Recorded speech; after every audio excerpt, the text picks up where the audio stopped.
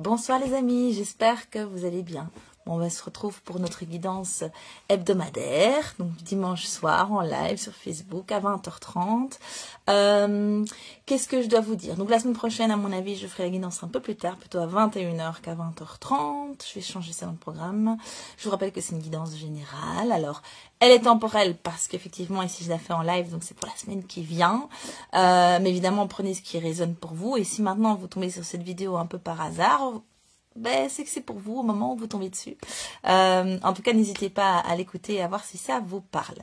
Alors, on va essayer de faire quand même des mini guidances. Je vais commencer par les cartes de l'amour. J'aime beaucoup celui-là. Il y a plein d'émotions, plein de trucs super sympas. Qu'est-ce qui nous attend pour cette... Oh, waouh! Regardez, l'amour de soi. Ça rejoint un petit peu l'énergie de la semaine passée, je trouve, mais c'est comme si, voilà, le processus s'avançait. Oui, exactement. Ne plus se sentir superflu. Ne pas être trop ou pas assez. Voilà, vraiment, on vient sur un truc, l'amour de soi, apprécier qui on est à sa juste valeur. Il y a une notion, je sais pas, j'entends aussi ne pas abaisser ses standards. Dire je mérite ce que je suis prêt à offrir, je mérite le meilleur, je mérite que mes rêves puissent aboutir, voilà. Quand on rabaisse ses standards, c'est quand on se dit je vais me contenter de, et alors en fait on n'est pas tout à fait heureux, on n'est pas tout à fait content, on n'est pas tout à fait satisfait, on peut avoir de la frustration répétée qui nous mine un peu, qui fait, voilà. Et quand on se contente de peu, je dis pas apprécier le peu, qu'on apprécie vraiment le peu, c'est très très bien. Et qu'on aspire à ce peu, c'est très très bien. Donc c'est plutôt ici dire, mais en fait je rêve grand et je me limite, je me contente de ce que j'ai alors qu'en fait ça me rend pas heureux. C'est pas pareil. D'accord.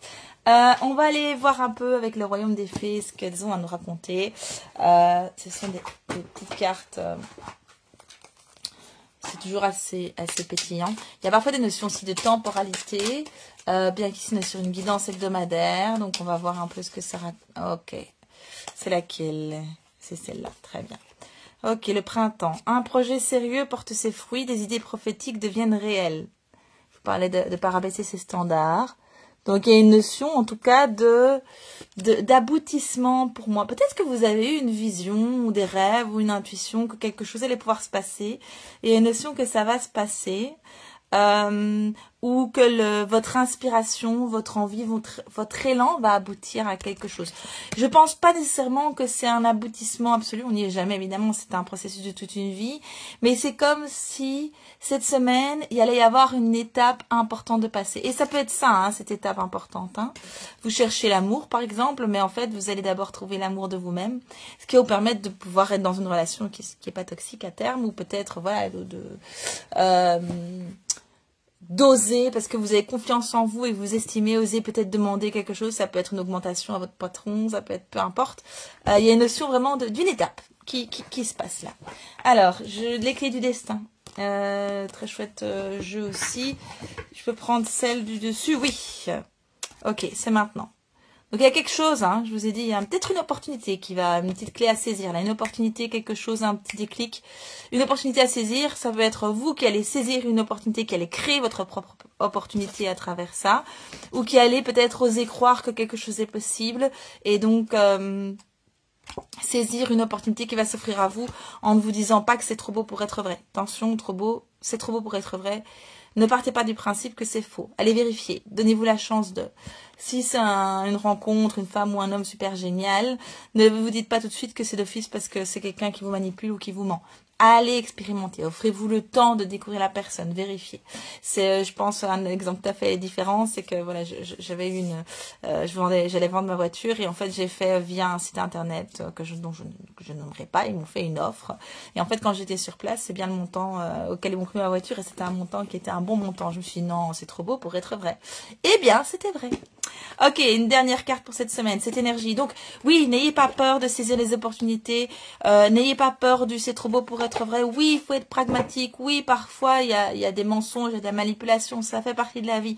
Vous avez les outils pour pouvoir vérifier si c'est vrai ou pas. Allez-y en sécurité, hein, prenez vos précautions, voyez quels sont les risques effectifs. Hein. Dans une relation amoureuse, il y a peut-être un risque, mais qui a un risque quand même qui est limité. Vous pouvez y aller vraiment en prenant le temps aussi, en valorisant la relation et en ne brûlant peut-être pas des étapes, ou en acceptant simplement de vivre les choses comme vous avez envie de les vivre, et en acceptant aussi peut-être une temporalité qui va faire que si ça marche pas, c'est pas la bonne personne pour vous, ça s'arrêtera et puis c'est tout. Il n'y a pas mort d'homme. Donc voilà, oui. Oh là là, c'est beau. J'écoute les battements de mon cœur, le tambour. Je dois associer à la clairsentience. Oui, je ressens. Pour moi, il y a une notion de vraiment d'appel. Hein, je vous ai dit, hein, ça c'est un peu aussi avec c'est maintenant cette opportunité. Il y a vraiment un appel. Il y a quelque chose qui va venir se concrétiser. Il y a une étape qui va être franchie, peu importe dans quel domaine. Il y a une notion de peut-être de vœux exaucés ou de vœux en cours d'exauçage. Il y a un mot pour ça, je ne sais pas, d'exaucération. Bref. On peut inventer des mots. Bon, pourquoi pas. Les jeunes, ils font ça tout le temps. Les moins jeunes aussi. Donc, il y a une notion pour moi vraiment d'appel, de sentir un appel du cœur. Il y a quelque chose peut-être qui va pas être forcément rationnel. Peut-être des gens qui vont vous décourager en disant mais non, tu rêves quoi. Non, on ne rêve jamais trop grand. On doit rester pragmatique, oui. On doit veiller à une certaine sécurité, oui. On doit mettre des balises et y aller étape par étape pour certaines choses. Ou on doit prendre des risques calculés.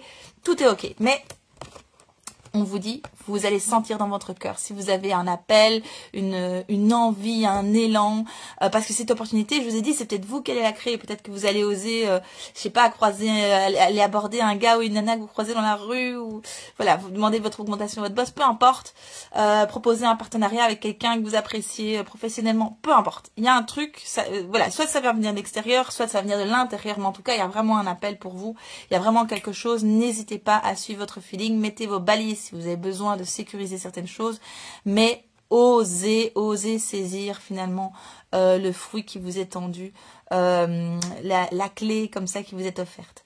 Je vous souhaite une excellente semaine. J'espère que cette guidance vous aura parlé. N'hésitez pas à me mettre en commentaire, même si jamais une semaine prochaine vous me faites « Ah oui, en fait, c'était ça », ce serait trop fun. Hein.